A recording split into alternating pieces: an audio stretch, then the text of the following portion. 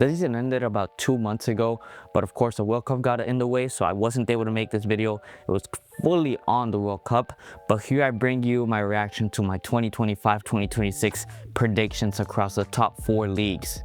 Let's go ahead and begin with the Bundesliga.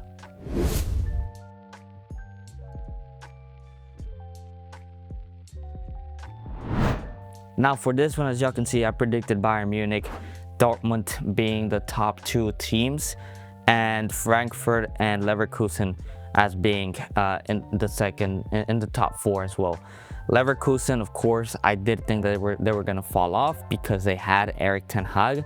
However, I did not expect them to fall off as hard as they did. I believe they finished even in 6th place or even outside of European spots. And Frankfurt, similarly, they weren't able to keep up the pace, and RB Leipzig with Jan Diomande, with Antonio Nusa, and Stuttgart, who had been a stable team, and that was a team that I was debating on putting in the top 4, were the one that took over the other 2 spots that were left over. So yeah, I was basically just able to hit just the Bayern and Dortmund ones. Bayern, of course, had an incredible season, and yeah, we can move on to the next league, which is Serie A.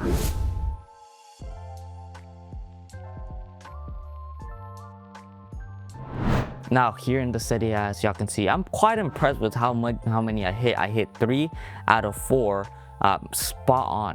Inter Milan first, Napoli second, Roma third, and Juventus. They were supposed to be here, but them and AC Milan, they simply could not do enough to beat this Como. Literally a difference of 1 or 2 points, especially AC Milan. Juventus, did we really expect them to finish in the top 4 once the league started in December? No, they were really inconsistent. AC Milan, on the other hand, a team that was fighting for the Scudetto up to a month. Now that was a surprise. Literally came down to Modric having to be the savior for this AC Milan, and you know, he's 36 years old, so he's not going to be 39, actually 40. He was not going to be able to play full games anytime, every single time, every single weekend, week out for AC Milan, but he was still able to carry this team quite far, but it was not enough. And of course, Inter Milan, they continue to be the best team in Italy. Of course, they had that hiccup last year where Napoli were the one that ended up winning, but I thought that Conte, you know, usually he does not get back-to-back leagues, so I did not think that he was going to win this one. And Roma, actually, they fulfilled their goal. I mean, they got Gianpiero Gasperini, who had done incredible stuff with Atalanta, and this time around, Roma, for his first year at Roma, he's able to get them into the Champions League after, what, 10 years? Since they last were in here when they beat that Barcelona side. So that was an incredible recruitment. And Como, I mean, they just had an incredible season. What is it, the 3rd year that they're back in the Serie A? Well, the 3rd year that they're in Serie A in general, not back, because I don't think they ever were in Serie A. And they're already in Champions League spots with Cesc Fabregas still able to stay, with new signings like Nico Paz still staying at the club. I believe Davinson Sanchez even ended up going there. So this Como side is going for reals, and maybe they're able to replicate and repeat ending up in Champions League spots. But let's go ahead and move on to La Liga.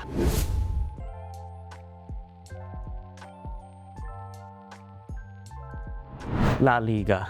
And can you tell that I'm a Real Madrid fan without seeing me with a shirt on? Yes, I had Real Madrid in first place. I really did think that we were going to win this time around, that things were going to go ahead and click out, especially with how high I was on Xabi Alonso. I'll go ahead and make another video on the Real Madrid season as a whole. But I really thought that this was the time that we're going to click, and Barcelona, although they were good, and I thought they were going to continue being good this season, I thought we were just simply going to be better and that our team was going to click. I was far off, and you know, we've shown once again that Vini and Mbappe cannot play together, and they're going to continue to play together.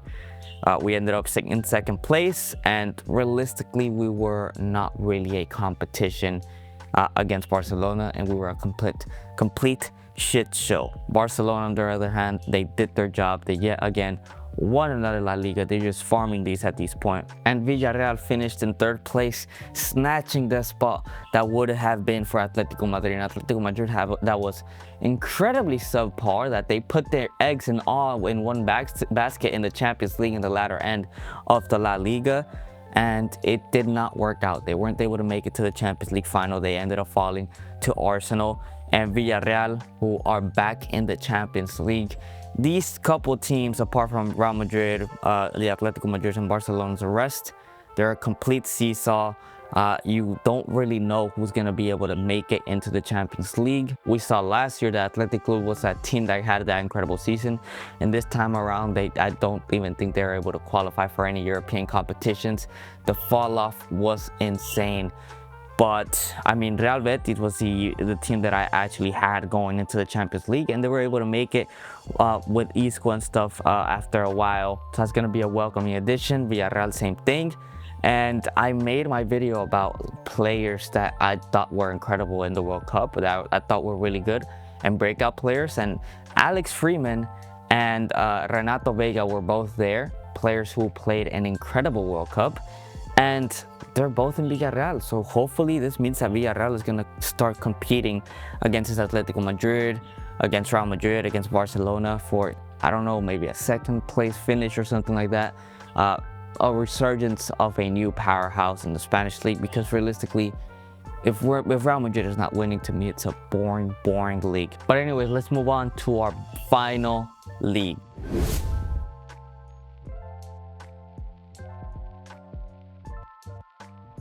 The Prem never fails to give us the most drama.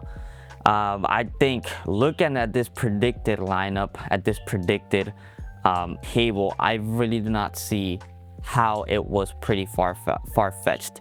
I had Arsenal winning the league, Liverpool finishing in second, Manchester City third, Chelsea somehow right there. I really did believe Enzo Maresca would have stayed, and I think if he would have stayed, Chelsea would have finished amongst the top 5, and Aston Villa in 5th place.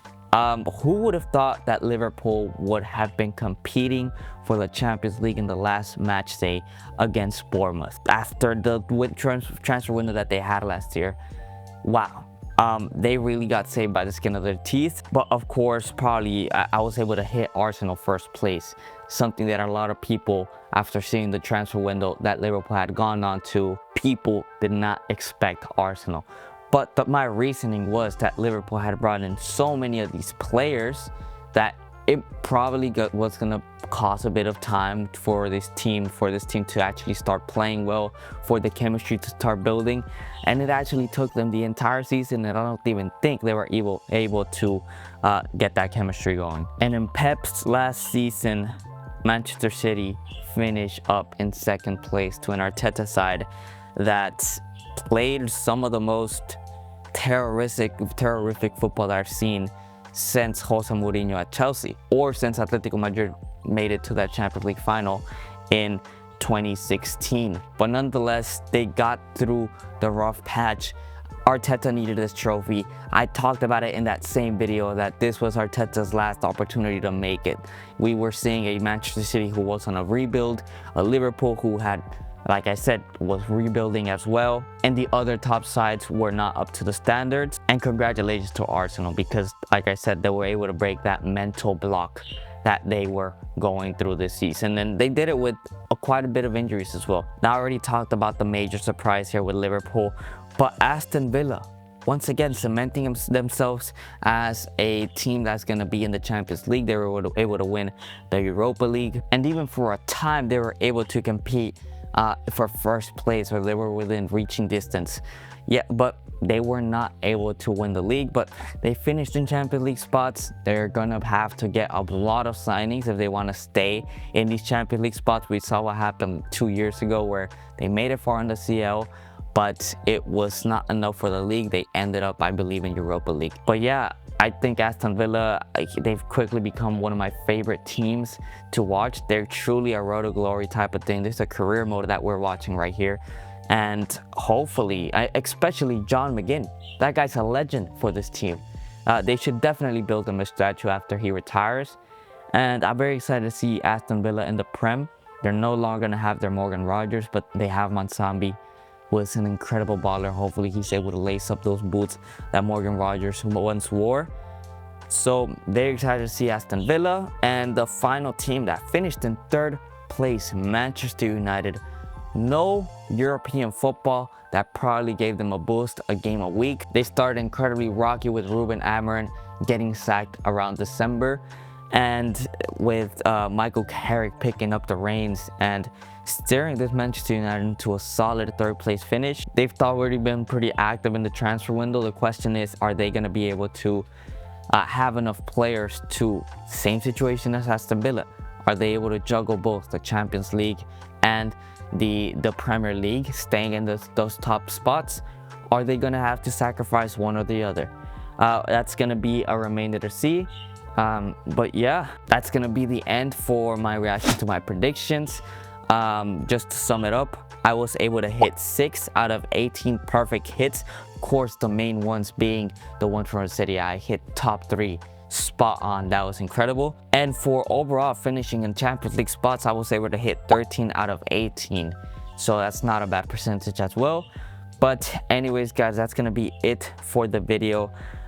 There's gonna be, like I said, there's still multitude of stuff going on. Go check out the Beyond the Full-Time podcast. We made an incredible podcast recently going over our top 25 players for this season, and it got really heated. Some outlandish stuff you might tell off the thumbnail, maybe of foreshadow of who had what and where. And also check out the game show video that I made a week ago now.